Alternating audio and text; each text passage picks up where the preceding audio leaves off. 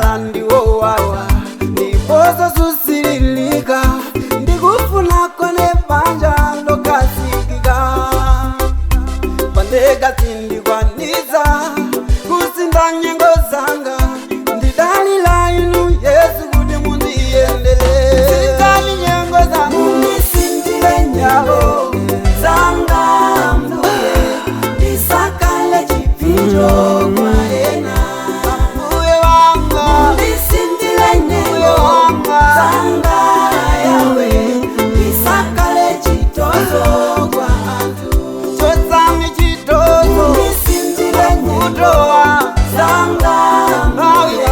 ndisakale chipinjo kwa ena chotsangi chitozo Munisindile nyengo zanga yawe ndisakale chitozo kwa antu ndalambilapo zitozo ine zosiyana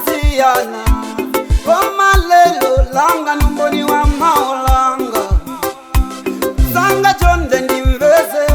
ukamayenda mavuto usiwe Yesu aliko sindanyengo chofunikila ukwade pasi upembere ambuye Yesu sachedwa safulumira ambuye ine ndabwera ndivele pembero langa ndilibe kwina kotawira kuposa kwa inu yawe Munisindile nyengo zanga mbuye ndisakale chipinjo kwa ena Munisindile nyengo zanga yawe ndisakale chitozo kwa antu Munisindile nyengo zanga mbuye ndisakale chipinjo kwa ena Munisindile nyengo zanga yawe ndisakale chitozo kwa antu ndagwirapo magobo kwa nthawi yaitali pelekela matope koma zinthu osasintha